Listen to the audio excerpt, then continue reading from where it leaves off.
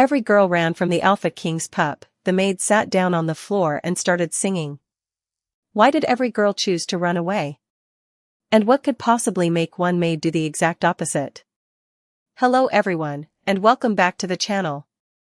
If you enjoy heartfelt tales filled with mystery, courage, and unforgettable moments, be sure to subscribe and turn on notifications so you never miss a new story. Thank you for being here and for your incredible support, it truly means the world to us. Before we begin, tell us in the comments, if you were in the maid's place, would you stay or run? Now, settle in, get comfortable, and let's step into the beginning of this remarkable story together. Sometimes the bravest soul in the room is the one who refuses to run. The first howl shook the stained glass windows before dawn, low and trembling, rolling through Blackwood Palace like distant thunder trapped beneath stone. Silver chandeliers quivered overhead. Porcelain teacups rattled against polished trays. Somewhere beyond the towering oak doors, frightened footsteps scattered across the marble halls. One maid dropped a basket of fresh linens. Another abandoned a silver pitcher that spun across the floor before settling into uneasy silence. No one waited to see what came next. They already knew. Whenever the Alpha King's young son lost control, fear spread faster than wildfire through the palace. Servants whispered prayers while guards tightened their grips on polished spears, though none dared force the heavy iron doors open. Inside that isolated chamber waited Prince Oliver, the 5-year-old heir whose grief had become a mystery no physician, scholar, or elder could soothe.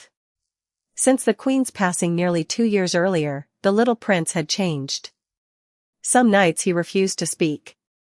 Other nights he wandered the palace in silence until dawn.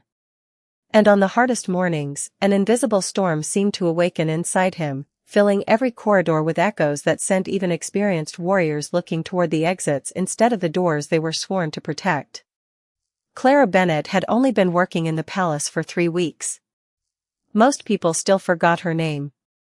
She polished banisters no one noticed, folded blankets no one thanked her for, and quietly disappeared whenever noble guests filled the halls. She preferred it that way.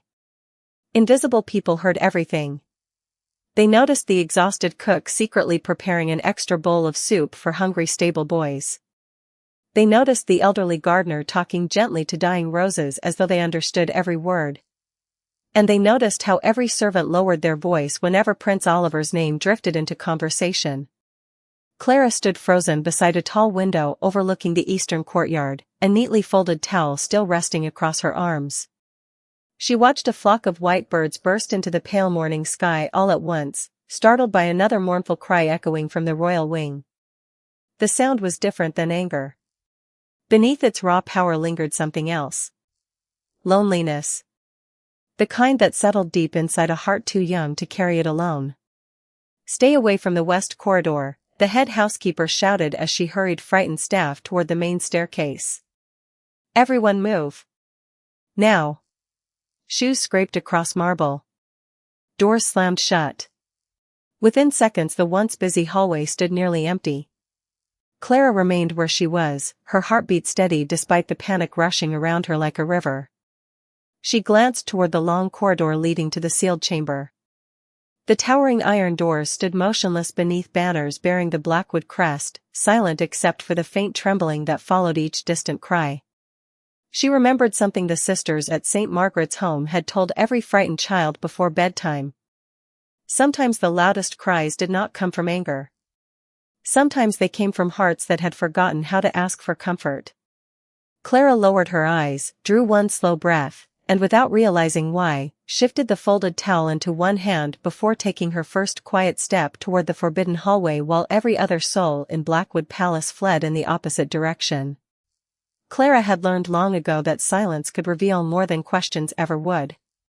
The stone corridor stretched ahead beneath high vaulted ceilings where morning light filtered through narrow windows and pale ribbons of silver.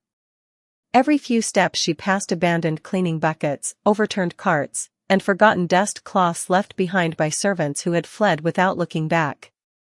Their fear still lingered in the air, almost as tangible as the scent of cedar polished into the palace walls. She understood why they ran. She simply could not convince her own feet to follow them. Before arriving at Blackwood Palace, Clara had never lived among nobles, warriors, or kings. She had spent nearly her entire life behind the weathered brick walls of St. Margaret's home, a quiet orphanage tucked beside rolling hills nearly 80 miles south of the capital. The sisters who raised her possessed little wealth, but they carried an endless supply of patience. Whenever frightened children cried through sleepless nights after arriving with nothing except worn shoes and broken memories, the sisters never demanded explanations. They never insisted anyone be brave. They simply sat beside each child until fear grew tired of shouting. Mother Evelyn often reminded them that broken hearts rarely needed louder voices. They needed someone willing to remain. Clara remembered those evenings with remarkable clarity.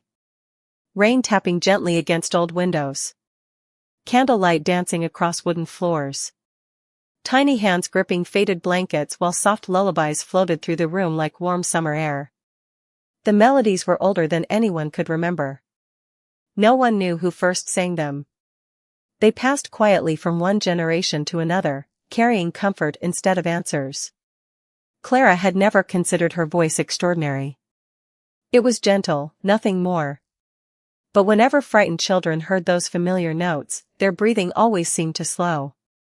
Their restless eyes gradually closed. Their trembling hands finally relaxed. She had never questioned why. She only knew kindness often arrived in simple forms. Another distant cry echoed through the hallway, pulling her gently back to the present. It no longer sounded fierce. It sounded exhausted. Clara reached the final corner before the royal wing and paused. 2 palace guards stood outside the enormous iron doors, their polished armor reflecting the morning light. Neither appeared frightened, yet sorrow weighed heavily across both faces. One of them looked scarcely older than 30, but the deep circles beneath his eyes suggested many sleepless nights. They exchanged quiet glances when they noticed the young maid approaching. "You should not be here," the older guard said softly, his voice carrying concern rather than authority. Clara nodded. "I know." He glanced toward the sealed chamber before looking back at her. "No one has entered since sunrise." She lowered her eyes respectfully. "Has anyone tried?" The younger guard exhaled slowly before answering. "Every physician. Every tutor. Every caretaker." His Majesty ordered everyone to keep trying. Eventually, the prince stopped letting anyone close. Silence settled once more. Clara listened carefully. Behind the heavy doors she could hear uneven breathing instead of restless movement. Somewhere beyond layers of oak and iron, a lonely child remained hidden from a world that had slowly begun treating him as something to fear instead of someone to understand. Her fingers gently tightened around the folded towel she still carried without realizing it. Then, with quiet determination that surprised even herself, she lifted her hand toward the cold iron handle, while both guards watched without speaking, uncertain whether they were witnessing the beginning of another failure or the first glimmer of something none of them had dared hope for in a very long time. The older guard slowly placed one gloved hand over the iron handle before Clara could reach it. There was no anger in his expression, only the quiet exhaustion of someone who had watched hope disappear too many times. "Before you step inside," he said gently, "there is something you deserve to know." Clara lowered her hand and met his eyes without speaking. The younger guard shifted uneasily, as though repeating the story had become another daily burden. "Prince Oliver was not always like this," he began. "He used to race through these halls before sunrise. Every servant knew his laugh.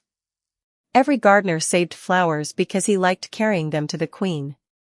His voice softened until it nearly disappeared. Then everything changed." Clara listened carefully while morning light crept across the polished stone floor. "The queen became ill very suddenly," the older guard continued. "She never raised her voice. Never blamed anyone. Even during her final weeks she spent every evening beside the prince, singing until he fell asleep." He looked toward the closed chamber with quiet sorrow. After she was gone, the palace became silent. His Majesty buried himself in endless council meetings, treaties, and protecting the kingdom. He believed he was doing what a king should do. But a little boy does not measure love by duty. He measures it by who sits beside him when the room feels empty. Clara felt those words settle deep inside her chest. She remembered waiting beside the orphanage gate as a little girl, convinced someone would eventually return for her. Every passing carriage had filled her with impossible hope. Every sunset had quietly taught her another lesson about disappointment. She knew what loneliness sounded like when no one else recognized it. The younger guard folded his arms and continued. The prince stopped eating with the household. He refused his tutors. He would not answer the physicians. Whenever someone tried too hard to comfort him, he pulled farther away. He offered Clara a sad smile. People eventually stopped seeing a grieving child. They started seeing only the problem they could not solve. Another faint sound drifted through the door. This time it was not a howl. It was almost a whimper, so brief that Clara wondered if she had imagined it. The hallway fell perfectly still. Even the guards heard it. "Does His Majesty know?" Clara asked quietly. The older guard looked toward a distant window overlooking the mountains. "The king knows every report. He orders the finest healers from every territory. He reads every recommendation placed before him." He hesitated before adding, "But there are some doors even a king cannot force open." Clara thought about Mother Evelyn once telling the children that grief behaved like winter. You could not command spring to arrive early. You could only stay warm enough to survive until it came. She slowly lifted her eyes to the enormous iron doors once more. They no longer looked frightening. They looked unbearably lonely. The folded towel slipped gently beneath her arm as she rested one palm against the cool metal. It carried no answer, no miracle, only the quiet promise that someone was finally willing to stand outside without turning away. Neither guard tried to stop her again. They simply stepped aside together, exchanging one uncertain glance, while somewhere beyond the heavy door a lonely child waited without knowing that, for the first time in a very long while, someone had approached not because they believed they could fix him, but because they believed he deserved to be accompanied through the silence. The iron handle yielded with a quiet click that seemed impossibly small inside the enormous silence beyond.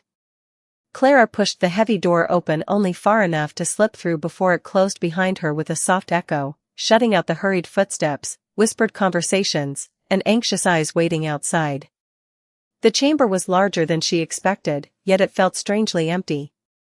Tall windows stretched almost to the ceiling, their velvet curtains half drawn so thin streams of pale morning light spilled across the stone floor like silver ribbons. Shelves filled with untouched storybooks lined one wall. Wooden horses, carved wolves, painted blocks, and miniature castles sat neatly arranged as though someone had carefully prepared them for a child who had long ago stopped playing. A small rocking horse rested beside the fireplace, covered by a thin layer of dust. Clara noticed everything because she had learned that abandoned objects often told the truth people tried to hide. This room had once belonged to a happy little boy. Now it looked more like a place where time had quietly stopped moving.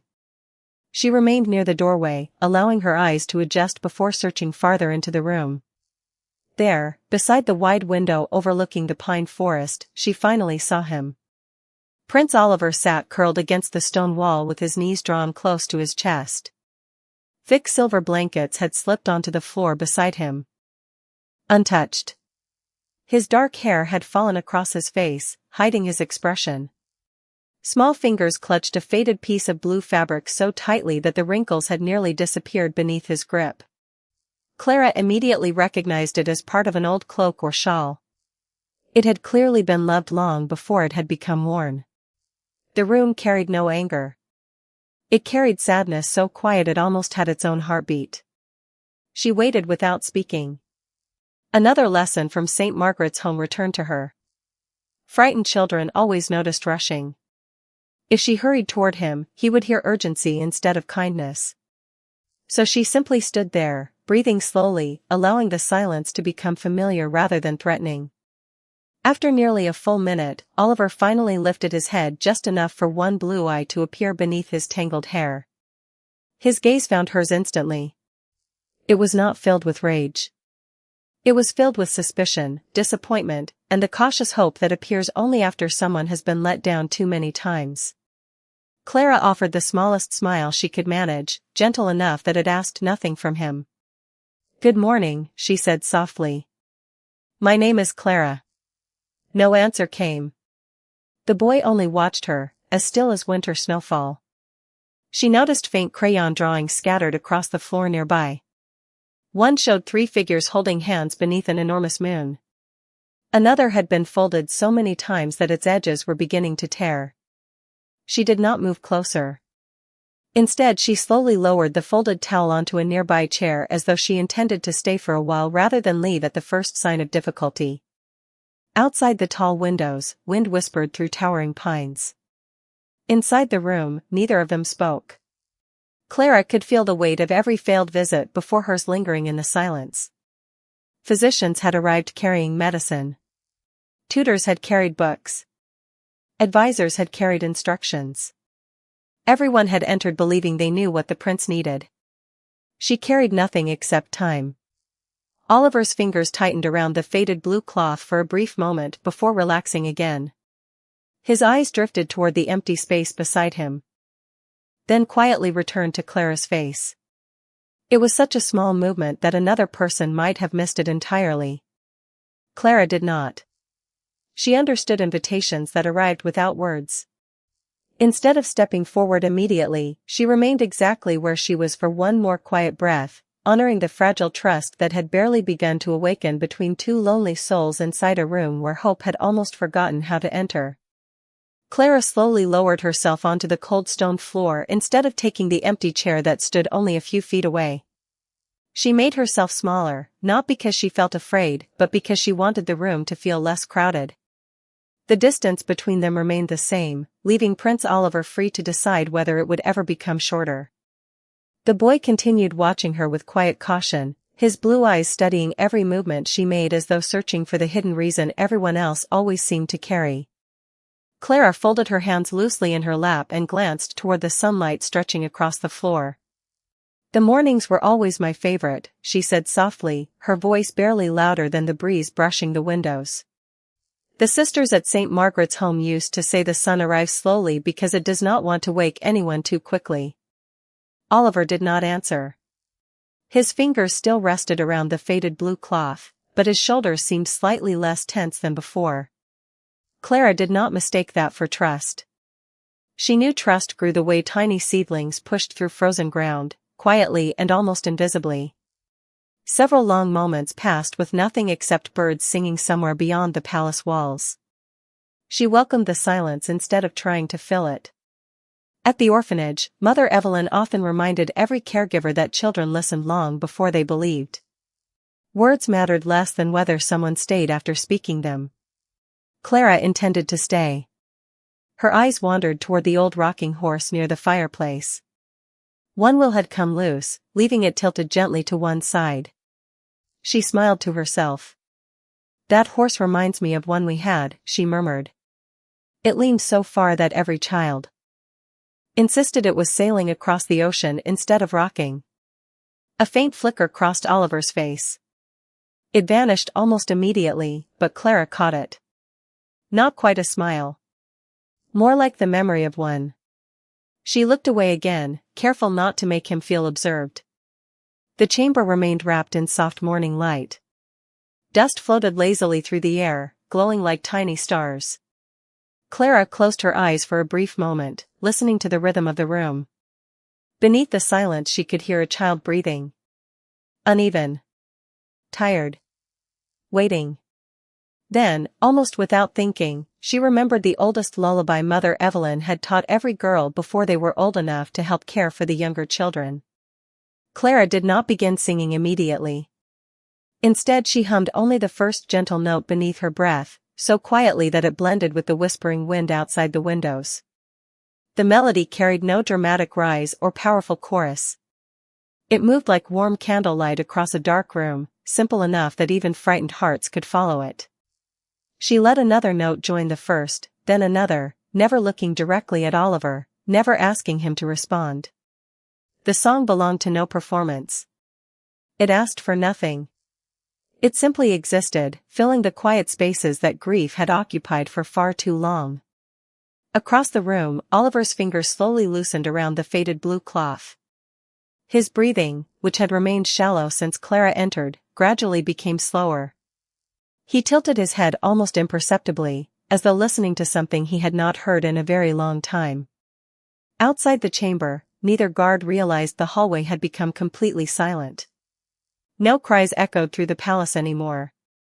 No anxious servants hurried across the marble floors. Even the restless wind seemed to pause against the towering windows while the gentle melody drifted through the ancient room, carrying with it the smallest, most fragile beginning of hope. The melody floated through the chamber as gently as snow settling over a quiet field, never demanding attention, only offering comfort to anyone willing to receive it. Clara kept her eyes lowered, allowing the notes to rise and fall with her breathing instead of forcing them into perfect rhythm.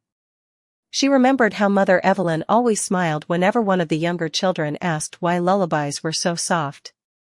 Because frightened hearts are already listening as hard as they can, she would say.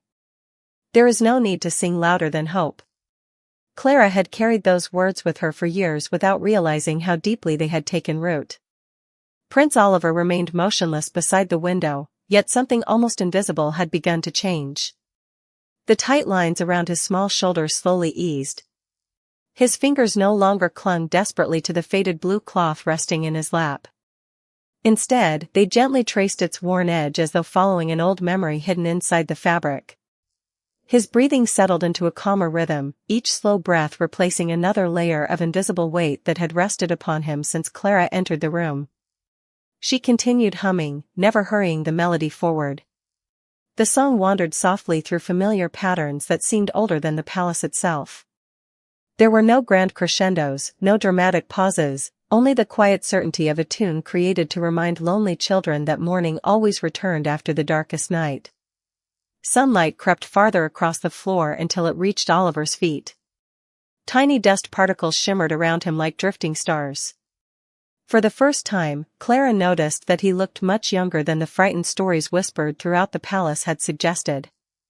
He was simply a little boy sitting alone inside a room too large for someone his age. The silence between verses became almost as comforting as the music itself. Then something unexpected happened. Oliver slowly lifted his head. His blue eyes no longer searched Clara with suspicion. Instead, they carried a fragile confusion, as though he had awakened from a dream he could not quite remember. His lips parted ever so slightly before closing again. He listened with complete attention, following every note as if afraid it might disappear. Clara recognized that look. She had seen it on children at St. Margaret's home whenever an old lullaby stirred memories of someone they loved but could no longer hold. She did not stop singing. She did not ask whether he remembered anything. Some memories needed room to arrive on their own. Outside the chamber, the two guards exchanged puzzled glances. Neither had heard such complete silence from the prince's room in many months. One carefully stepped closer to the door, resting his ear lightly against the cool iron. Instead of restless pacing or cries echoing through stone walls, he heard only a distant melody so gentle it almost blended with the morning breeze. He looked at his companion, unable to find words. Somewhere farther down the hallway, frightened servants cautiously peeked around corners, surprised that no new orders had been shouted and no urgent bells had rung. Inside the room, Clara reached the final line of the lullaby and allowed the last note to fade naturally into stillness. She folded her hands once more and waited without expectation. The quiet remained unbroken for several heartbeats. Then Oliver slowly released the faded blue cloth from his hands. His small fingers reached toward the empty space between them, hesitating only briefly before he carefully pushed one of his favorite wooden wolves across the polished floor. The little toy slid through the sunlight until it stopped halfway between them, carrying no words, only the simplest invitation a lonely child knew how to offer. Clara lowered her gaze to the little wooden wolf resting in the ribbon of sunlight between them. The toy had been carved with remarkable care, its smooth edges polished by countless small hands over the years. One ear had chipped slightly, and faint scratches crossed its back, signs that it had once traveled everywhere with its young owner. She smiled, not because of the toy itself, but because she understood what it meant. Children rarely trusted with words first. They trusted with treasures. Very slowly, making certain every movement remained gentle and predictable, Clara reached forward with only 2 fingers and nudged the little wolf a few inches closer to herself. She did not pick it up. She simply accepted the invitation exactly as it had been offered. "He looks very brave," she whispered, studying the tiny carving with quiet admiration. "But I think he has been on a great many adventures." Oliver's eyes followed the wooden wolf instead of retreating from her. His shoulders relaxed another fraction. The distance between them had not changed, yet something unseen had shifted all the same. Clara carefully traced one finger along the carved animal's tiny wooden paw before sliding it back toward the prince. "I think he belongs with you," she said softly. "Friends always find their way home." Oliver stared at the toy for several seconds before reaching forward to collect it again. His fingers wrapped around it with surprising tenderness. Then, for the first time since Clara had entered the chamber, he spoke. His voice was so quiet that she almost wondered whether she had imagined it. "His name is Ash." Clara looked up slowly, allowing warmth to brighten her smile without overwhelming him. "Ash," she repeated gently. "That is a wonderful name." The little boy nodded almost imperceptibly. "Mama gave him to me." The room seemed to grow even quieter around those 4 simple words. Clara felt her heart tighten, but she did not allow sadness to appear on her face. Instead, she listened the way Mother Evelyn had always taught her, with patience instead of interruption. Oliver looked down at the little wooden wolf resting safely in his hands. She said, "He would never leave me." His final words faded into silence. Clara swallowed carefully before answering. "It seems she chose someone very loyal." Oliver's thumb slowly brushed across the carved wolf's back. A tiny breath escaped him, not quite a sigh, not quite relief. Outside the chamber, the older guard stiffened as a faint voice drifted through the heavy iron door. He had not heard the prince speak to anyone except the king in many months, and even those conversations had become painfully brief. He looked toward his companion with widening eyes, but neither man dared interrupt what was happening inside. Clara remained seated exactly where she was. She resisted every instinct to ask another question, to encourage another memory, or to celebrate the small breakthrough unfolding before her. Trust was easily frightened away by excitement. Instead, she quietly rested one hand on the floor beside her and glanced toward the bright morning sky beyond the tall windows. A pair of white birds circled together above the pine forest before disappearing into the sunlight. Oliver watched them too. After a long silence, he shifted slightly, drawing one knee beneath himself. It was a tiny movement, yet it brought him a little closer to the center of the room. Not close enough to reach Clara, but no longer hidden against the cold stone wall. For the first time since entering the chamber, she no longer saw a lonely prince trapped inside an enormous palace. She saw a little boy slowly remembering what it felt like to believe that someone might stay after all. Oliver continued holding the little wooden wolf against his chest, but the tightness in his small hands had disappeared. Clara could almost see the invisible wall around him beginning to crack, not because someone had forced it apart, but because it had finally discovered a reason to open on its own. She remained seated on the floor, allowing the room to guide its own pace. Outside, sunlight climbed higher across the palace gardens, painting the tops of the pine trees in soft gold. Somewhere beyond the windows, a fountain trickled steadily, its gentle rhythm blending with birdsong carried by the morning breeze. It was the first time the chamber had sounded alive in what was likely many months. Oliver looked toward the window before quietly asking, "Do the birds ever get lost?" Clara considered the question carefully. She had learned that children often asked about themselves without using their own names. "Sometimes," she answered. "Storms can carry them far away from where they wanted to go." Oliver lowered his eyes. "Then how do they come back?" Clara smiled softly. "They remember the sound of home. Sometimes it is a place. Sometimes it is a person. Sometimes it is only a feeling that tells them they are safe again." The little boy thought about that for a long time. He rolled the wooden wolf gently between his palms before whispering, "I cannot remember Mama's face anymore." The words settled into the quiet room like autumn leaves drifting onto still water. Clara felt an ache rise inside her chest, but she refused to let pity replace compassion. "That happens sometimes," she said gently. "When someone loves us very much, our heart keeps the feeling even when our mind forgets the picture." Oliver slowly looked up. His blue eyes glistened in the morning light. "Really?" Clara nodded. "Do you remember how she made you feel?" He answered almost immediately. "Warm." His voice was barely above a whisper. Like everything was quiet. Clara let those words rest between them before speaking again. "Then she is still with you in a very important way." Oliver wrapped both hands around Ash once more, but this time the toy no longer seemed like the last piece of someone he had lost. It looked more like a bridge connecting memory to hope. He shifted again, crawling just a little closer across the smooth stone floor until only a few feet separated them. Clara stayed exactly where she was, allowing him complete control over every inch of the distance. The room remained peaceful. There was no urgency, no expectation, only two lonely people sharing the same silence without fear. At last Oliver stopped moving. His eyelids had begun to grow heavy, and every slow blink lasted a little longer than the one before. He fought sleep with the stubborn determination only children possessed, but exhaustion quietly won the argument. Clara recognized it immediately. Many frightened children stayed awake because sleeping meant facing another lonely morning. Without saying a word, she began humming the same lullaby once more, softer than before, almost like a whisper carried on sunlight. Oliver listened for only a few moments before his small shoulders relaxed completely. Still holding the wooden wolf close, he leaned carefully to one side until his head rested against a folded blanket beside him.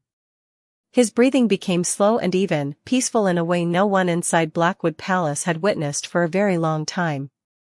Clara continued humming until the final note faded into silence. She looked at the sleeping child with quiet gratitude, unaware that beyond the chamber walls another pair of footsteps had just entered the royal corridor, stopping the instant they heard the impossible sound of complete peace. The footsteps beyond the chamber stopped so suddenly that even the guards turned in surprise. King Nathaniel Blackwood had returned from the council wing expecting another report of restless cries, another list of failed remedies, another reminder that neither wisdom nor authority could mend the one heart that mattered most to him. Instead, he found an impossible silence waiting outside his son's door. His silver eyes moved from one guard to the other without a word. The older guard lowered his voice almost to a whisper. "Your Majesty, he is sleeping." Nathaniel did not answer immediately. For a brief moment he simply stood there, as though the sentence itself belonged to another world.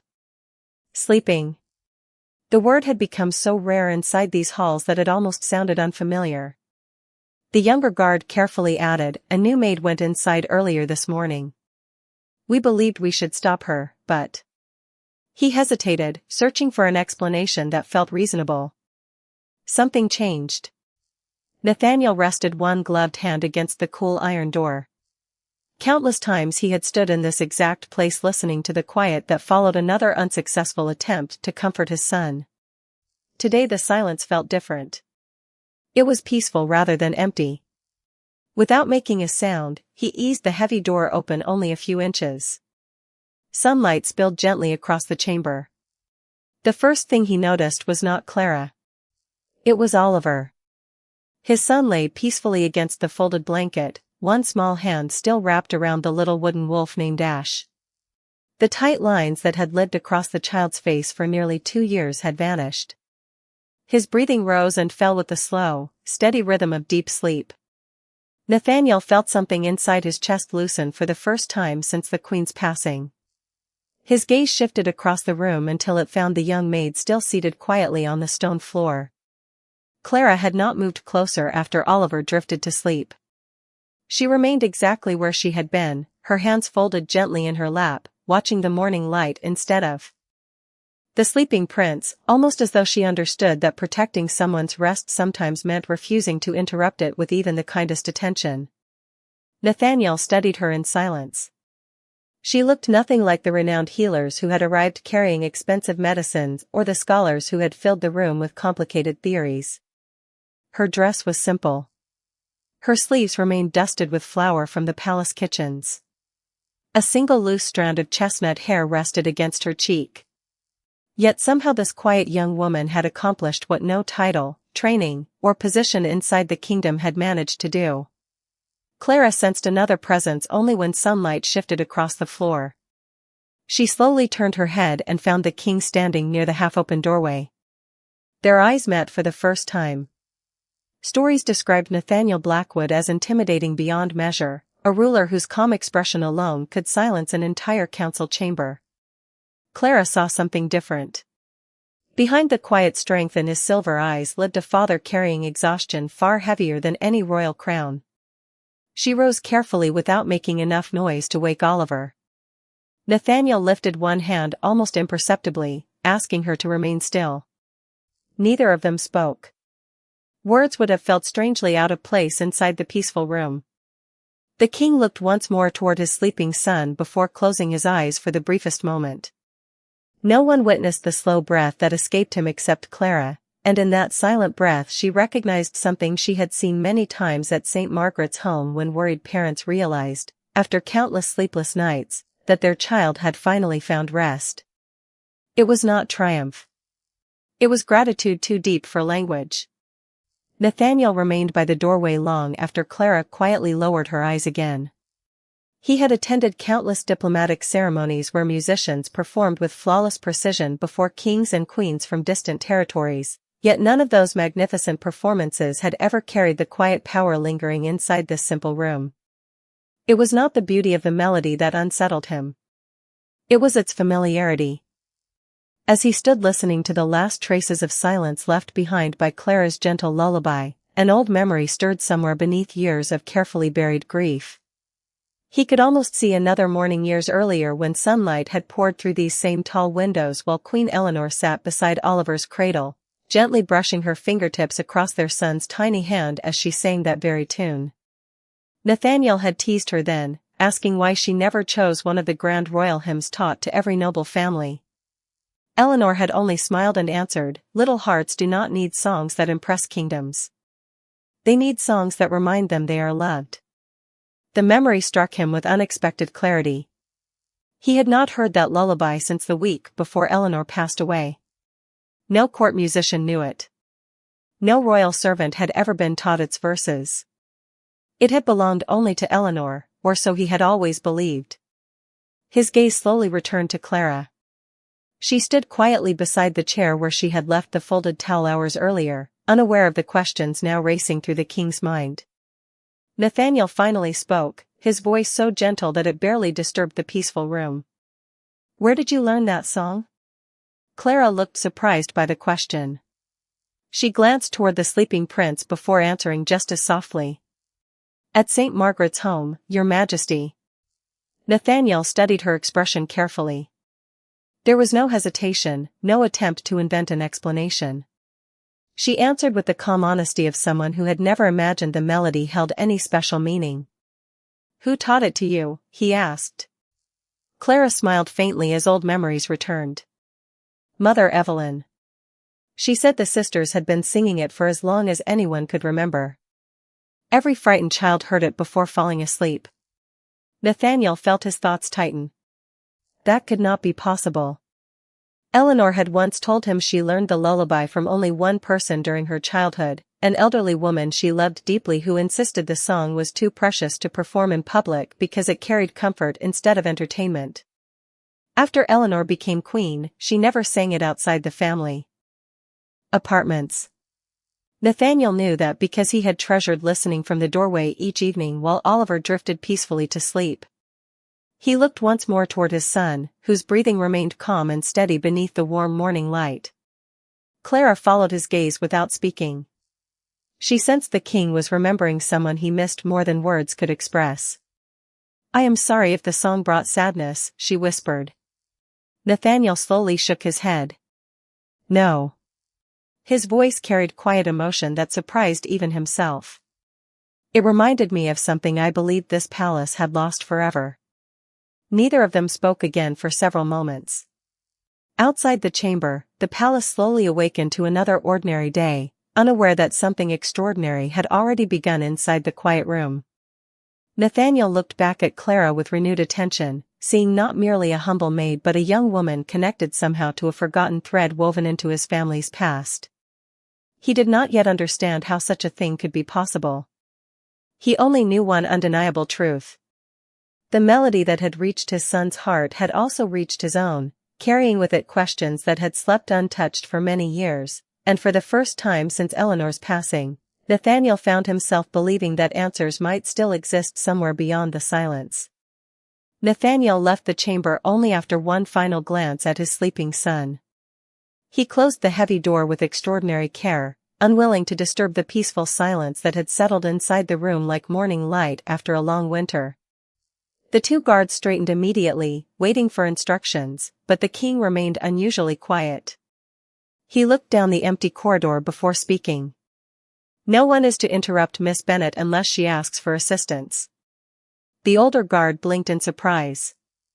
"Even the royal physicians, Your Majesty?" Nathaniel answered without hesitation. "Especially the royal physicians." Both men bowed at once.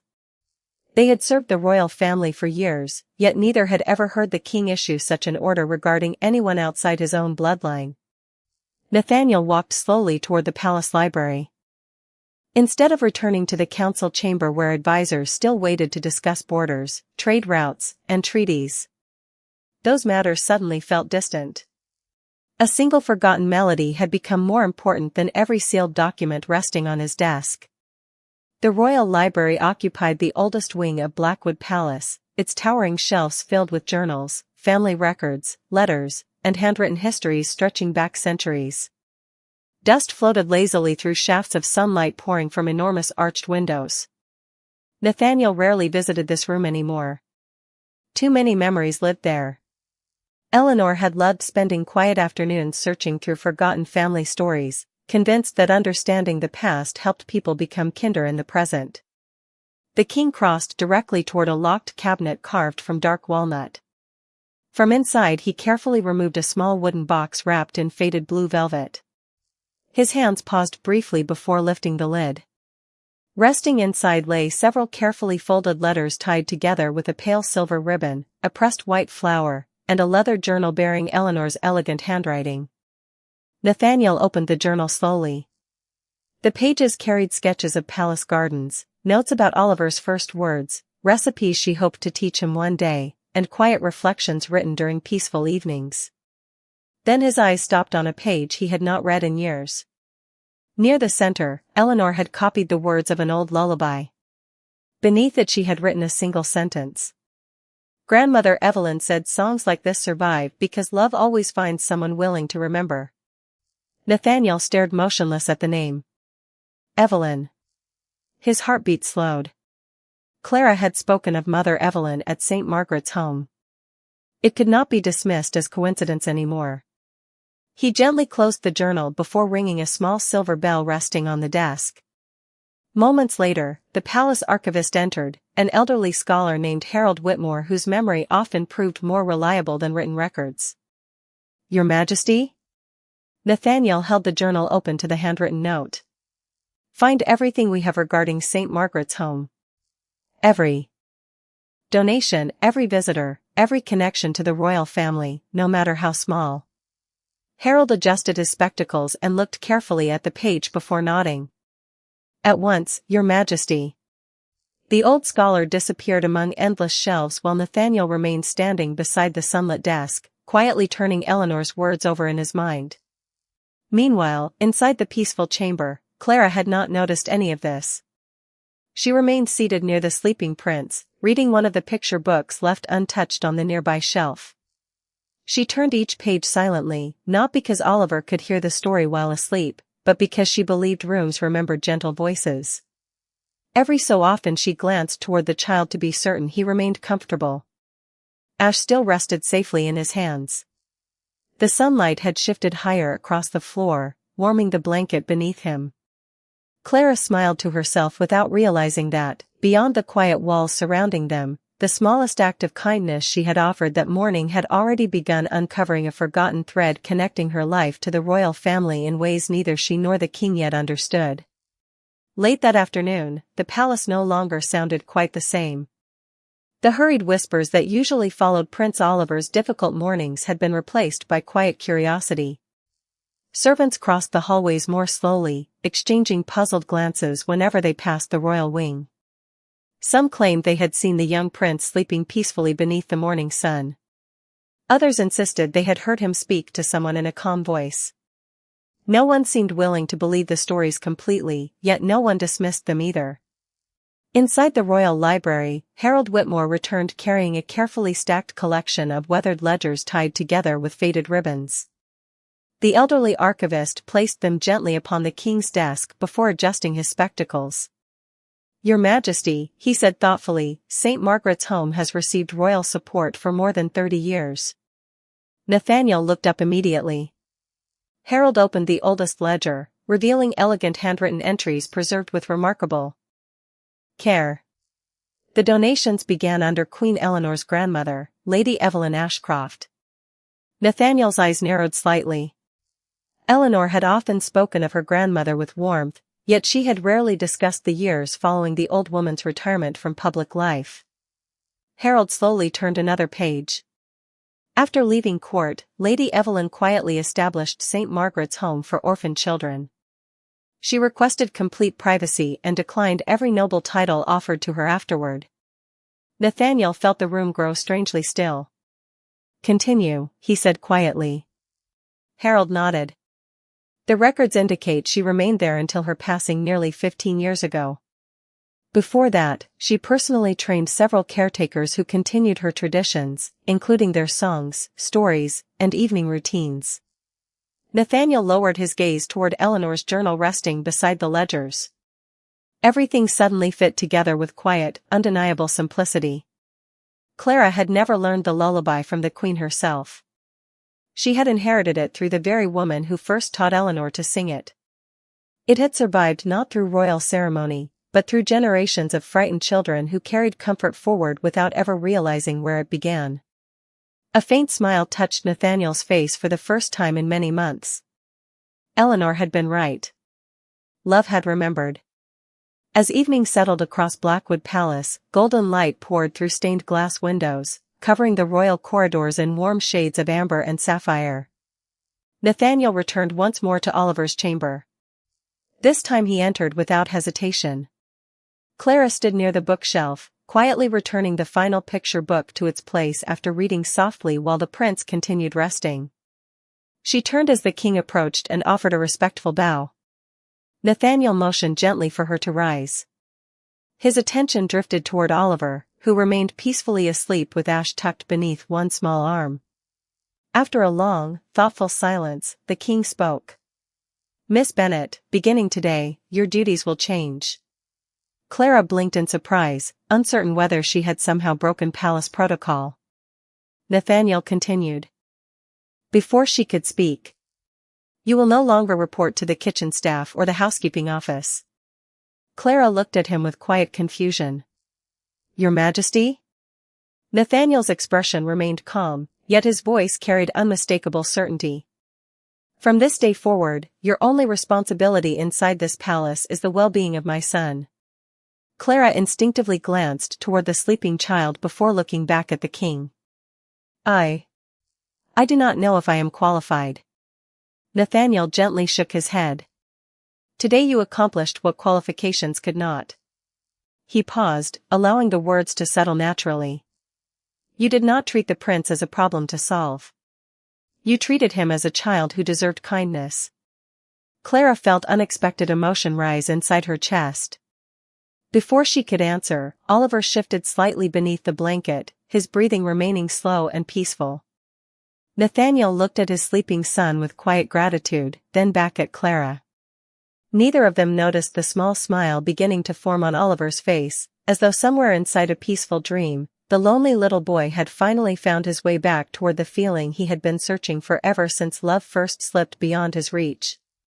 Evening settled gently over Blackwood Palace, wrapping its ancient towers in shades of blue and silver as lanterns flickered to life one by one along the quiet corridors. The hurried rhythm that usually followed another difficult day had softened into something almost unfamiliar. Servants spoke in calmer voices. Guards no longer glanced nervously toward the royal wing every few moments.